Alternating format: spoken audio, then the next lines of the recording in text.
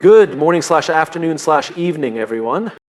Let me start by asking you a simple question. Have you ever felt like someone didn't see your worth? Maybe it was a friend who only called when they needed something, a colleague who overlooked your contributions, or even a family member who constantly dismissed your efforts. Have you ever found yourself lying awake at night wondering why someone just doesn't seem to value you? Maybe it's a friend who only reaches out when they need something, or a coworker who constantly overlooks your contributions. Perhaps it's even a family member whose words or actions make you feel invisible no matter how much effort you put in. It's easy to jump to conclusions in these situations. We start thinking, is it me? Did I do something wrong? Am I not good enough? But before you spiral into self-doubt, it's important to take a step back and ask a deeper question. Why don't they value me? Understanding why someone doesn't value you is the first step toward dealing with the situation in a healthy, empowering way. Too often we assume that when people mistreat or overlook us, it's a reflection of our own worth. But more often than not, their behavior has very little to do with us and a lot to do with them. Their mindset, their past experiences, and their personal struggles. Sometimes people don't value you simply because they're unaware. They're caught up in their own lives, their own problems, and they don't even realize how their actions affect those around them. It's not always malice. It can be ignorance or thoughtlessness. Think about the friend who forgets to reply to your messages or cancels plans at the last minute. It's easy to take that personally, but maybe they're overwhelmed with their own issues. That doesn't excuse their behavior, but it shifts the narrative from they don't care about me to they might be struggling with something I don't see. On the other hand, some people don't value you because you've made yourself too available. This can be a hard pill to swallow, but it's true.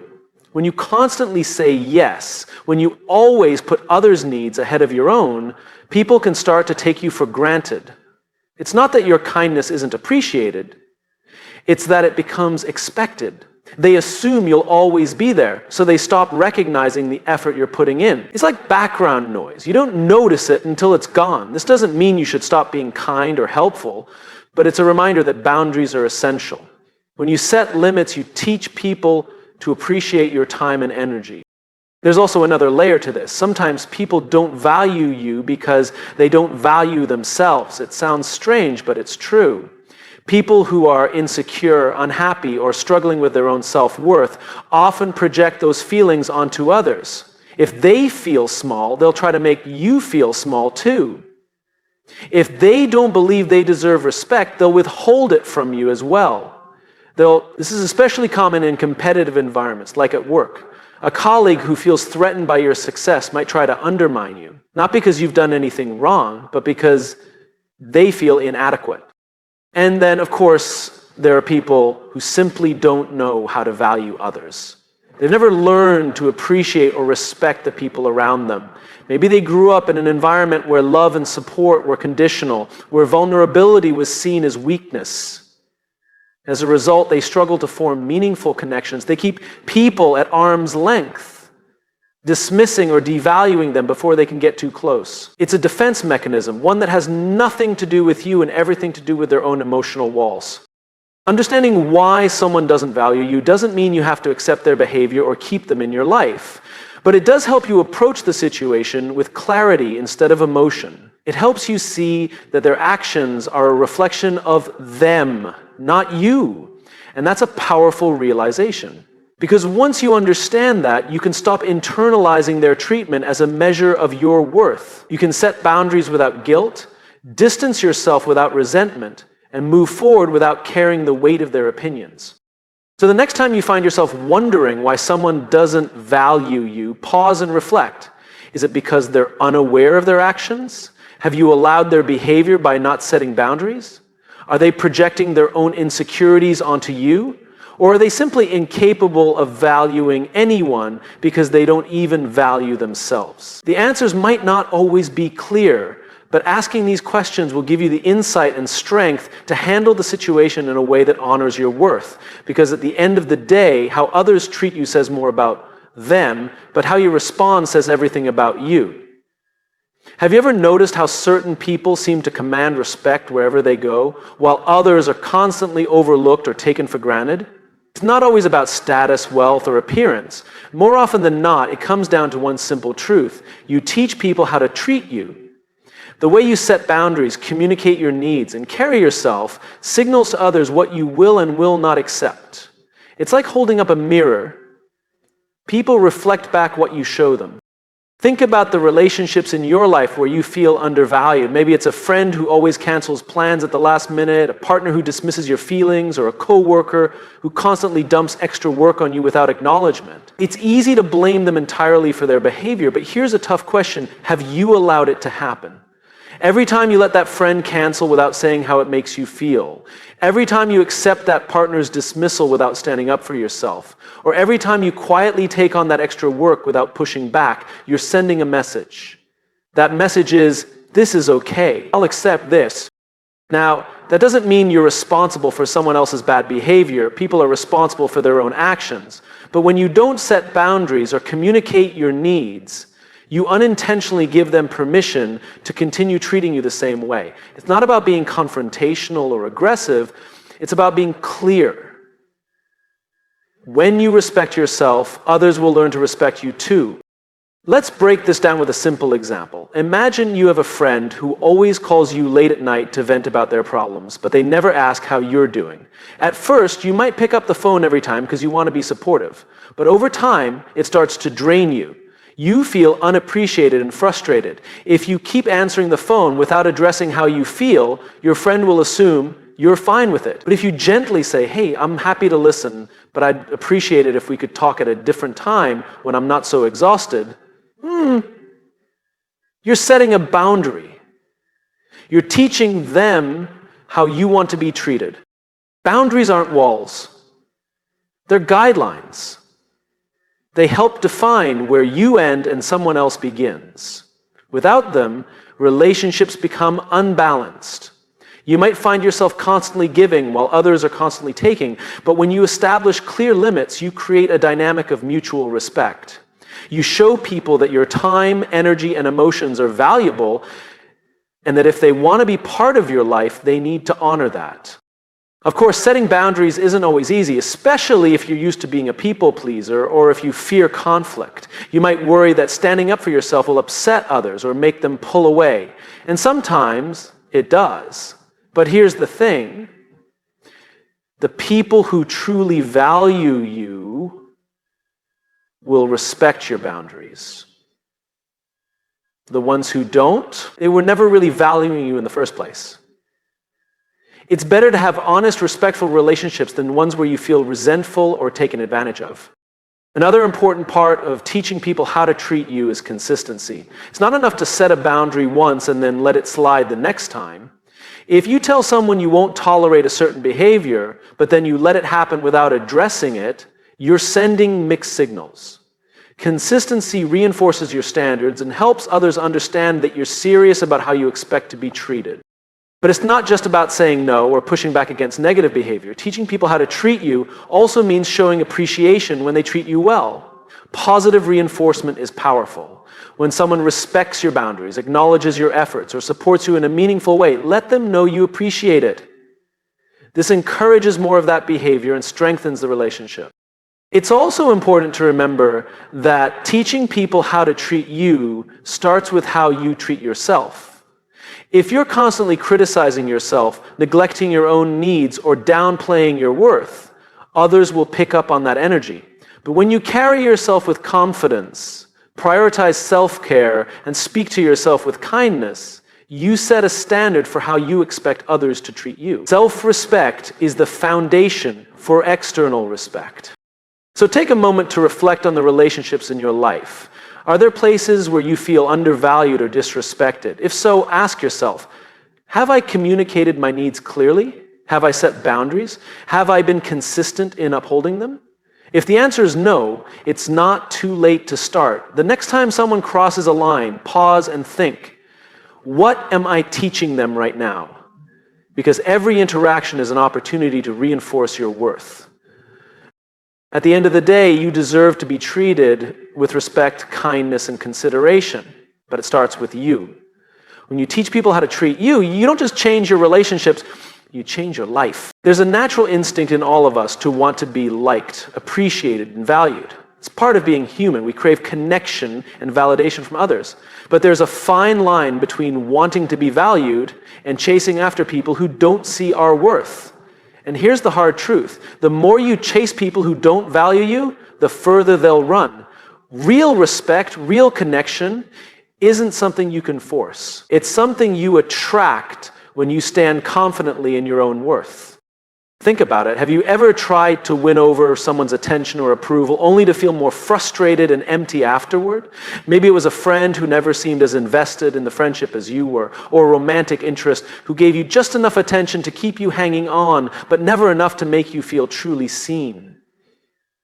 In these situations, it's tempting to try harder, to give more, to be more accommodating, to prove that you're worthy of their time and energy. But what usually happens, the more effort you put in, the more distant they become. That's because chasing creates imbalance. When you chase someone's attention, you're placing them on a pedestal and putting yourself beneath them. You're sending a silent message. Your approval is more valuable than my self-respect. And people can sense that energy. It's not attractive, it's desperate. The harder you chase, the more they pull away, not because they're inherently cruel, but because humans naturally move away from things that feel forced. Now imagine flipping that dynamic. Instead of chasing, you focus on becoming the best version of yourself. You pour your energy into things that make you feel fulfilled, confident, and alive. You invest in your passions, your growth, your well-being. Suddenly, you're not looking outward for validation, you're creating it from within. And here's the beautiful part. When you stop chasing and start living authentically, the right people are drawn to you. They're attracted to your confidence, your self-assurance, and your genuine energy. Let's use an example. Imagine two people at a party. One person is constantly trying to get everyone's attention, jumping into conversations, laughing a little too loudly, trying a little too hard to be liked. The other person is relaxed, engaged in meaningful conversations, and genuinely enjoying themselves without worrying about who's watching. Who do you think people gravitate toward? It's the second person. Not because they're trying to attract attention, but because they're comfortable in their own skin. Confidence is magnetic.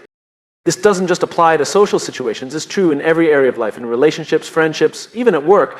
People are drawn to those who exude self-worth. When you know your value, you don't feel the need to prove it.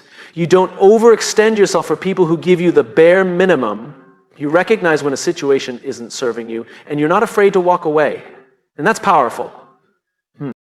But let's be honest, letting go of the need to chase isn't easy. It requires a shift in mindset. We've been conditioned to believe that if something isn't working, we just need to try harder, put in more effort, be more accommodating. But relationships, whether personal or professional, aren't transactions. You can't force someone to see your value if they're not ready to. And you shouldn't have to. The people who are meant to be in your life will recognize your worth without you having to convince them. This doesn't mean you stop caring about people or that you become cold or indifferent. It means you prioritize your self-respect over the need for external validation. You show up fully in relationships, but you don't lose yourself in the process. If someone doesn't meet you halfway, you don't chase after them. You step back and make room for the people who will. It's also important to remember that what you attract is a reflection of who you are. If you're constantly attracting people who don't value you, it might be a sign to look inward. Are you valuing yourself? Are you setting clear boundaries? Are you living in alignment with your true self? When you focus on your own growth and fulfillment, you naturally begin to attract relationships that reflect that same energy. And here's the best part. When you stop chasing, you gain more than just healthy relationships. You gain peace. You're no longer exhausted from trying to prove your worth. You're no longer anxious about whether people will like you or stay in your life. You know that you're enough as you are, and that the right people will see and appreciate that. So the next time you find yourself chasing after someone's attention or approval, pause and ask yourself, why am I doing this? What am I hoping to gain? And more importantly, what would happen if I stopped chasing and started focusing on myself? The answer might surprise you. Because the secret to being valued isn't in how hard you chase, it's in how confidently you stand still. Don't chase, attract. There's a common misconception that distancing yourself from people is an act of punishment or revenge, a way to hurt those who have wronged you. But in reality, creating distance isn't about making a statement to someone else. It's about making a commitment to yourself. Distance is power. It's a tool for self-preservation, clarity, and growth.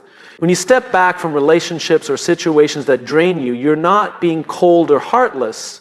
You're reclaiming your energy, your peace, and your self-worth. We often feel guilty for pulling away from people, especially if we've been conditioned to believe that loyalty means sticking around no matter what. Maybe it's a longtime friend who's become toxic, a family member whose negativity weighs you down, or a romantic partner who no longer respects your boundaries. We tell ourselves, I can't just walk away. What if they think I don't care? What if they get hurt? But here's the truth. Staying in relationships that no longer serve you doesn't make you loyal, it makes you stuck. And being stuck isn't healthy for you or for them. Creating distance doesn't always mean cutting people off completely. Sometimes it's as simple as stepping back emotionally, reducing the time you spend with certain individuals, or setting firmer boundaries. The goal isn't to hurt anyone, it's to give yourself the space to breathe, reflect, and regain perspective. Distance allows you to see things clearly. When you're too close to a situation, emotions can cloud your judgment. You might find yourself excusing bad behavior, justifying mistreatment, or downplaying how much something affects you. But when you step back, the fog lifts. You start to see things for what they really are, not what you wish they were. Let's say you have a friend who constantly belittles your achievements or brings negativity into every conversation. When you're in the thick of that relationship, it's easy to dismiss their comments as harmless jokes or assume you're overreacting. But when you create some distance, when you stop answering every call, decline a few invitations, and take time for yourself, you begin to realize how much lighter you feel without their constant negativity. That's the power of distance. It gives you the mental and emotional space to evaluate how people impact your life. Distance also empowers you to set boundaries without getting caught up in unnecessary drama. When you're emotionally entangled in a relationship, it's easy to get pulled into arguments, guilt trips, or manipulative behavior. But when you step back, you create a buffer that protects your peace. You're less reactive, more thoughtful, and better equipped to make decisions that align with your values. Distance doesn't mean you don't care. It means you care enough about yourself to protect your well-being. It's important to remember that distance isn't just for dealing with toxic people. Sometimes even good relationships need space. We all go through phases where we need time to focus on ourselves. Whether it's to pursue personal goals, heal from past experiences, or simply recharge. Taking that time doesn't mean you're abandoning anyone. It means you're prioritizing your own growth. And the people who truly value you will understand and respect that. In fact, healthy relationships often grow stronger after a little distance. When both parties have the space to reflect and grow individually, they can come back together with a renewed sense of appreciation and understanding. But here's a part that's often overlooked. Distance isn't just about creating space from others, it's about creating space for yourself. When you step back from draining relationships, you make room for the things that truly nourish you.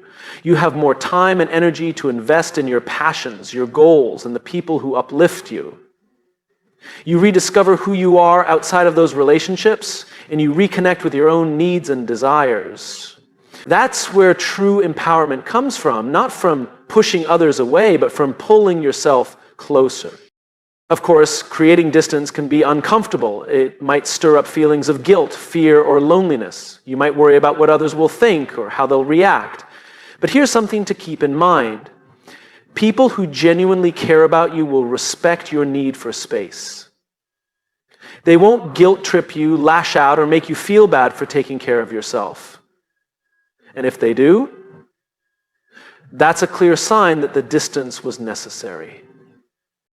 Ultimately, creating distance is an act of self-love. It's a way of saying, I deserve peace. I deserve respect. I deserve relationships that nourish, not drain me. It's about recognizing that your time and energy are valuable and you have the right to decide where they go. So if you're feeling overwhelmed by someone's presence in your life, give yourself permission to step back. You're not being mean. You're not being selfish. You're choosing you. And that's the most powerful choice you can make. Life is unpredictable. People will test your patience, challenges will come out of nowhere, and situations will arise that push you to your limits. In these moments, you have two choices: react or respond. At first glance, they might seem like the same thing, but the difference between them is life-changing. Reactions are impulsive, emotional, and often regrettable. Responses, on the other hand, are intentional, thoughtful, and empowering.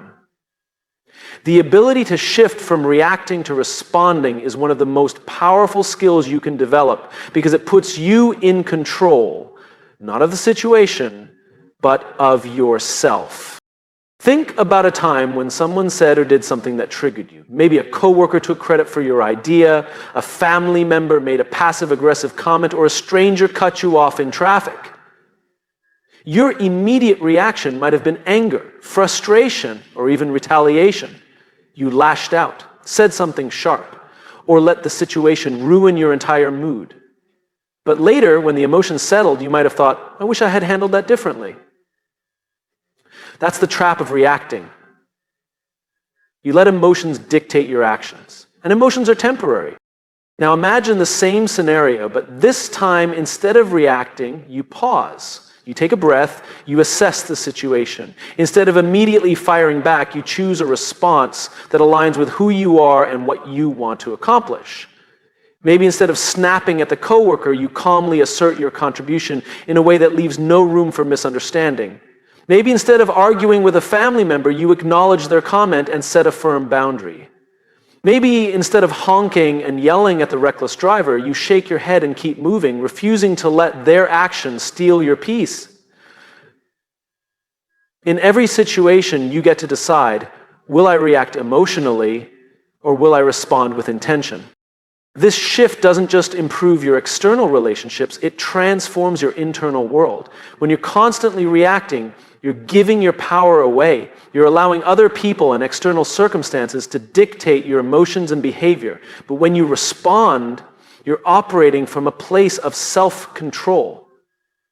You're no longer at the mercy of your emotions. Instead, you're guiding them in a way that serves you. Responding is an act of self-mastery. Of course, making this shift isn't easy. We've been conditioned to react since childhood. We've learned to defend ourselves, to prove a point, to fight back. And while there are moments where standing your ground is necessary, most situations in life don't require an emotional outburst. They require wisdom. The key to breaking the reaction cycle is awareness. The next time you feel an emotional surge, whether it's anger, frustration, or defensiveness, pause. Ask yourself, 1, what am I feeling right now?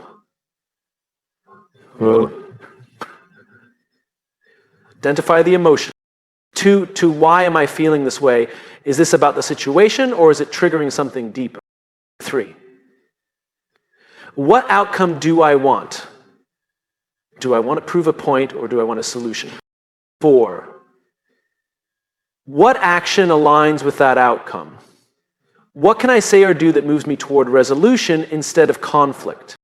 That small moment of reflection can change everything. It gives you space to act from intention rather than impulse. And with time, this practice becomes second nature. You start to notice that the things that used to trigger you no longer have the same effect. You begin to move through life with more ease, clarity, and confidence.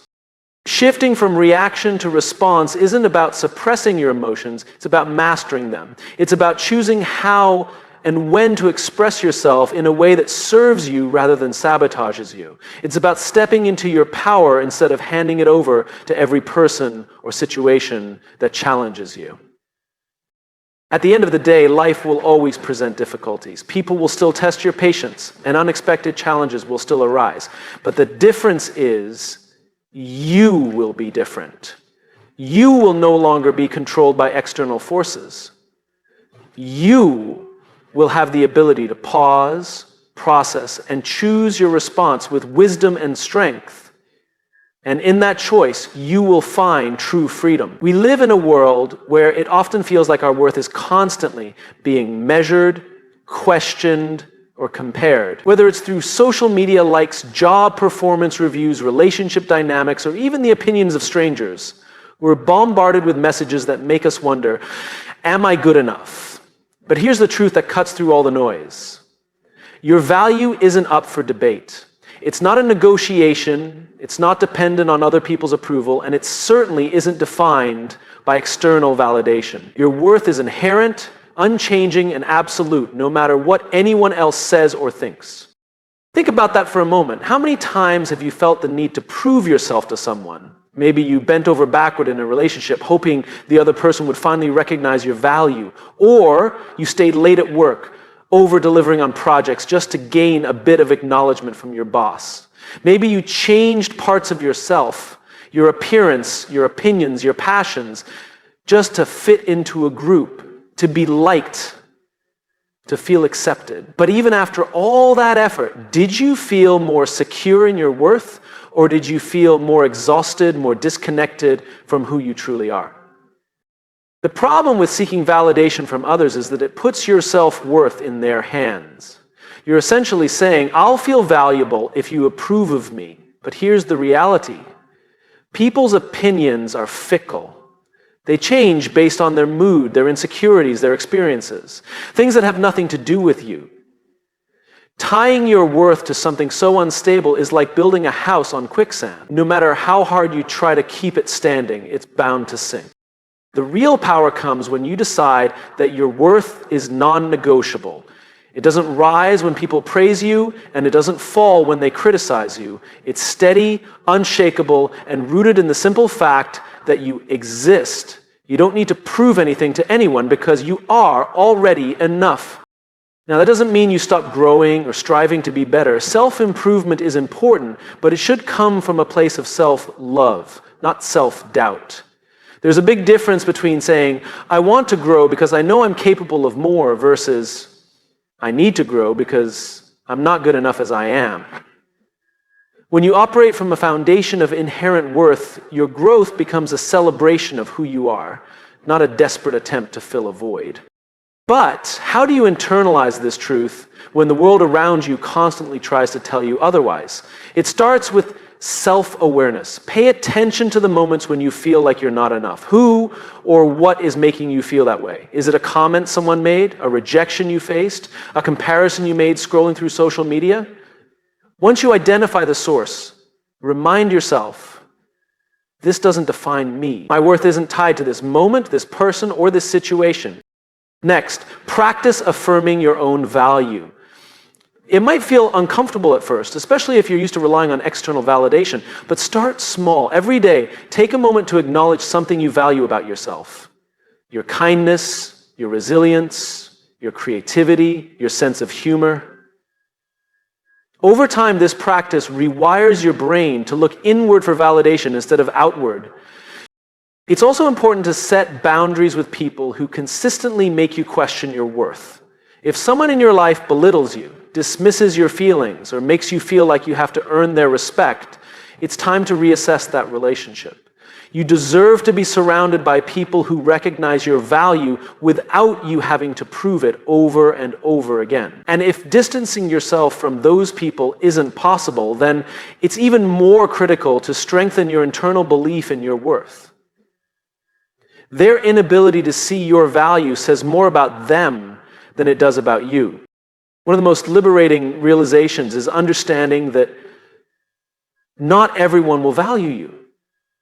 And that's okay. You're not for everyone, and everyone isn't for you. Trying to be universally liked or accepted is a losing game because no matter what you do, there will always be someone who doesn't get you, doesn't appreciate you, or simply doesn't vibe with you. That doesn't diminish your worth. It just means you're not in alignment with that person. And that's perfectly fine. Your value isn't based on how many people approve of you. It's based on how you show up authentically in the world. At the end of the day, you are the only person who needs to fully understand and believe in your worth. When you do, you'll find that the opinions of others, whether good or bad, don't hold as much weight. You'll stop chasing validation and start living in alignment with who you truly are. And that's where real confidence, real peace, and real fulfillment come from. So the next time someone questions your value or you find yourself doubting it, take a deep breath and remind yourself, my worth isn't up for debate.